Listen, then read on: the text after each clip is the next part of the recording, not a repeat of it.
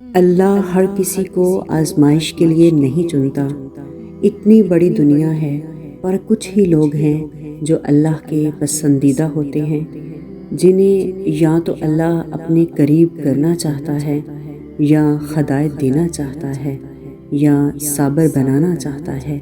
اسی لیے اگر آزمائش کے لیے چن لیے گئے ہو تو شکر ادا کیا کرو کہ ہی تمہیں اچھا صلہ ملنے والا ہے۔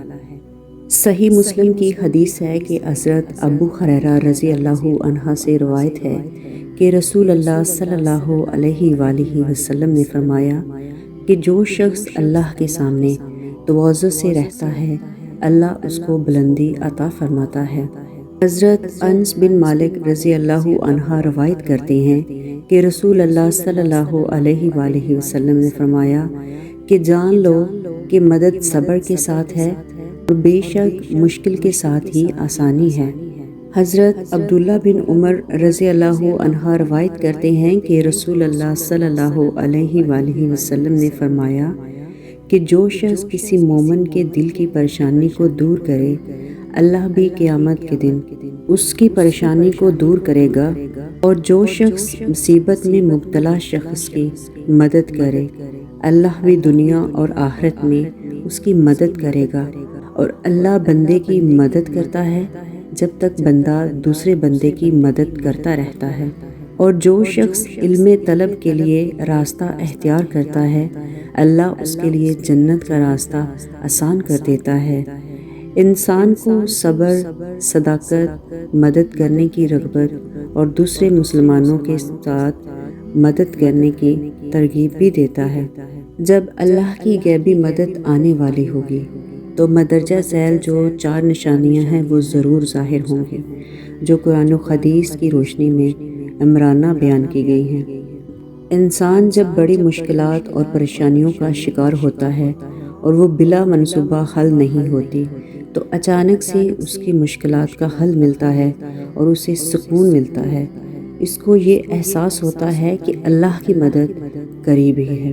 جب انسان کو کسی بھی طرح کی مدد کی امید نہ ہو اور غیر متوقع طریقے سے اچانک سے اس کو احساس ہو جائے کہ اللہ کی مدد آنے والی ہے، جب اللہ کسی بندے کو امتحان میں ڈالتا ہے اور وہ مختلف آزمائشوں اور پریشانیوں سے گزرتا ہے اور وہ صبر اور ثابت قدمی پر قائم رہتا ہے، تو آخر میں اللہ اس کی مدد کرتا ہے اور اس کی ناکامی کی جگہ اس کو کامیابی دیتا ہے، اور انسان کو احساس ہوتا ہے کہ اللہ کی مدد قریب ہے۔ جب بندہ اللہ سے دعا کرتا ہے کہ یا اللہ میری مشکلات کو آسان فرما دے، تو خدا سے ہمیشہ مدد کی امید رکھتا ہے، تو اللہ اس کی دعا کو قبول کرتے ہیں، اس کی مدد فرماتے ہیں۔ انسان کو اس وقت احساس ہوتا ہے کہ اللہ کی مدد قریب ہے، وہ اس کی فرمانبرداری کا اظہار کرتے ہیں۔ یہ نشانیاں انسان کو احساس کرواتی ہیں کہ اللہ کی مدد قریب ہے، اور وہ اپنی مشکلات اور پریشانیوں کا حل اس کو نظر آنے لگتا ہے۔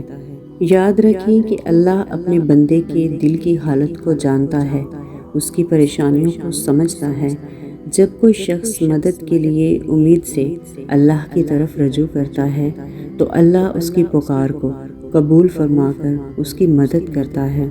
کبھی کبھار اللہ بندوں کو امتحان میں ڈالتا ہے تاکہ ان کی ایمان، صبر اور توکل کی پختگی کا امتحان ہو۔ اس وقت اللہ کے بندے انسان کو امید، صبر، توکل، دعا، امن، اطمینان اور مخلصی کی ترغیب دی جاتی ہے کہ وہ اپنی مشکلات کو اللہ کے سامنے رکھیں اور اپنی حاجات کو کے لیے اس کی طرف رجوع کریں۔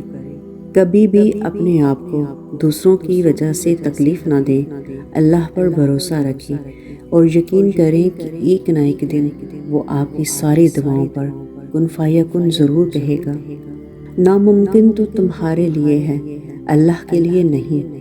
اللہ تو ناممکن سے وسیلے بھی بناتا ہے، اللہ تو اندھیروں سے راستے بھی نکالتا ہے۔ اللہ سے مانگ کر تو دیکھو، دعاؤں کے آگے تو پہاڑ کچھ بھی نہیں۔ اللہ سے نا امید کیسے ہو سکتے ہیں؟ اس کے لیے تو بس ایک کن کی بات ہے۔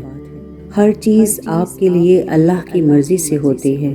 جب اللہ آپ کی مدد کرنا چاہتا ہے تو کوئی قوت نہیں جو آپ کو روک سکے۔ اسی لیے آپ خود کو اللہ کی حفاظت میں رکھا کریں، اپنے دل کی خواہشات کو اللہ کی مرضی کے مطابق ترجیح دیں۔ بالکل ویسے ہی جب حضرت نوح علیہ السلام کو شکست اپنے سامنے نظر آ رہی تھی، تب انہوں نے اللہ سے مدد کی التجا کی، اور جانتے ہو کہ اللہ نے مدد کیسے بھیجی؟ اللہ نے طوفان بھیج کر حضرت نوح علیہ السلام کی مدد کی اور انہیں فتح سے ہمکنار کر دیا۔ اسی طرح ہر مشکل، ہر دکھ تمہاری تباہی بن کر نہیں آتا، اور اللہ کی مدد ایسے وسیلوں سے تم تک آئے گی کہ تمہیں لگے گا کہ معجزہ ہوگا۔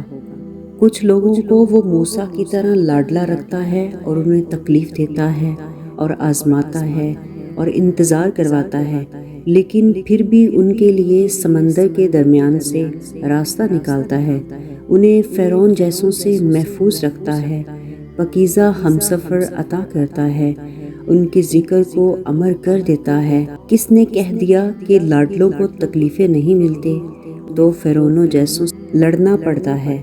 تکلیفیں تو سب کو ملتی ہیں، مگر اس کے حصے میں زیادہ آتی ہیں جو محبوب ہوتا ہے۔ اللہ کی مدد ساتھ ہو تو آگ کی بھی کیا مجال کہ وہ آپ کا کچھ بگاڑ سکے۔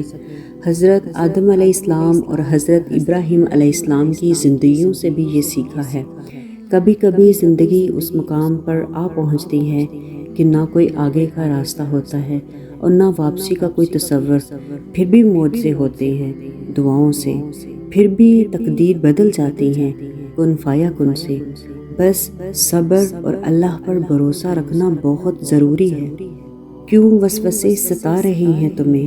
کیوں خود کو اتنی مشکل میں ڈال رکھا ہے، جبکہ تمہیں تمہارا پروردگار کہہ رہا ہے کہ ڈرو نہیں اور نہ ہی غم کرو، یقیناً ہم تمہیں بچانے آ رہے ہیں، تو پھر بے خوف ہو جاؤ۔ کبھی بھی پریشان نہ ہو، کیونکہ جب بھی مشکلات آتی ہیں ان کے ساتھ اللہ تمہاری مدد کے لیے تیار ہوتا ہے۔ تم اپنی آس پر یقین رکھو اور دعا کرتے رہو، کیونکہ اللہ یقین رکھنے والوں کی دعاؤں کو کبھی رد نہیں کرتا۔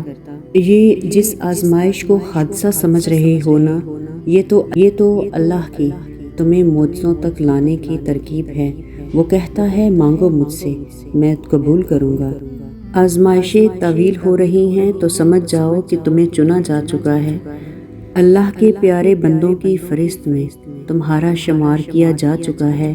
یہ آزمائشیں اور تکلیفیں بے وجہ ہی مقدر کا حصہ نہیں ہیں۔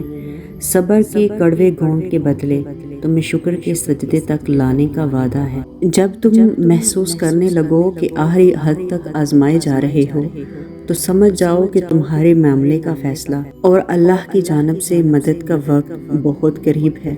بس تم اللہ کی جانب سے آنے والے حکم کا انتظار میں صبر کیے رہو۔